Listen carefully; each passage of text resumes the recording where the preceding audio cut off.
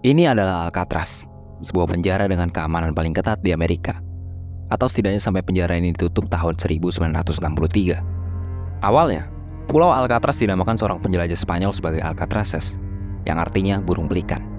Alcatraz adalah sebuah pulau kecil yang hanya berluas 9 hektar, atau sekitar 12 lapangan Gelora Bung Karno. Akan tetapi di sanalah sebuah penjara dengan keamanan sangat ketat didirikan. Penjara federal yang menampung ratusan kriminal kelas kakap.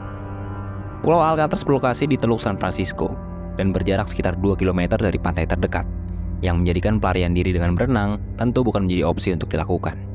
Sedangkan penjaranya bukan sebuah penjara biasa, melainkan penjara yang dengan reputasinya bahkan memiliki nama lain The Rock, yang artinya batu.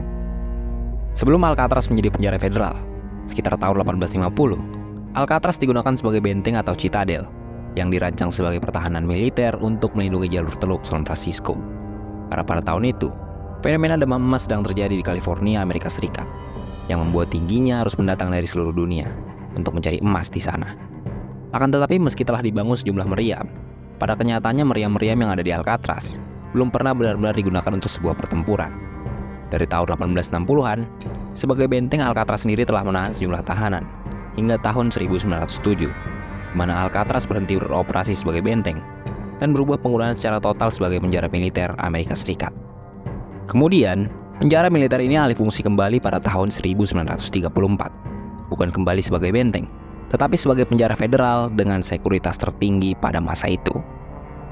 Sebagai penjelasan singkat, penjara militer dikendalikan oleh Departemen Keamanan, sedangkan penjara federal dikendalikan oleh Departemen Keadilan.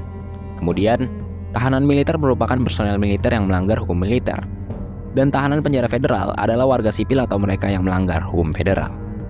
Kemudian, bagaimana Alcatraz mendapatkan julukan sebagai penjara paling ketat?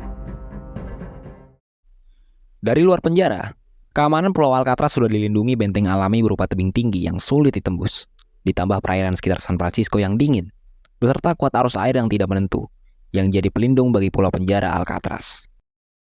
Bangunan sel utama Alcatraz dibangun dengan 3 lantai dan terbagi dalam 4 blok, dengan privasi minim yang membantu petugas memantau lebih baik perilaku tahanan.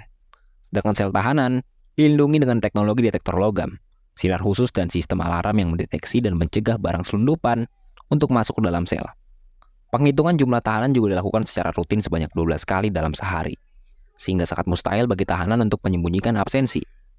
Mengingat penjara Alcatraz yang menahan kriminal tingkat tinggi, petugas penjara yang melakukan kontak fisik langsung dengan tahanan disetel untuk tidak bersenjata, untuk mencegah tahanan untuk merebutnya dan melakukan pemberontakan. Dalam menekan moral tahanan agar tidak berupaya kabur dan bersikap kooperatif, ada sistem reward dan punishment yang berlaku. Tiap tahanan diberikan secara gratis hak keperluan dasar seperti pakaian, makanan, tempat tinggal dan perhatian medis. Sedangkan hak lain seperti ruang perpustakaan, musik, melukis, atau bahkan kunjungan keluarga hingga bahkan rokok sekalipun menjadi hak istimewa dan hanya bisa diperoleh narapidana tertentu yang memiliki kelakuan baik. Sedangkan untuk meningkatkan kepatuhan, para tahanan yang melakukan pelanggaran atau bersikap melawan akan diberikan 2 hukuman yang umum, misalnya diisolasi dalam sel atau diisolasi dalam sebuah ruangan gelap dan sempit, yang harusnya secara langsung menyiksa psikologis dari tahanan. Dan dengan keamanan super yang dimiliki Alcatraz, Alcatraz pun pada masanya dijadikan tempat yang dirancang untuk menahan tahanan-tahanan yang akan sulit ditangani di penjara biasa. Misalnya, George Kelly, Alvin Karpis, Arthur Baker, hingga kriminal paling terkenal tahun 30-40-an, Al Capone. Meski Alcatraz dikenal dengan reputasi keamanan tingkat tinggi dan menahan narapidana terkenal, cerita pelarian diri ternyata masih ada dan bahkan jadi inspirasi sebuah film.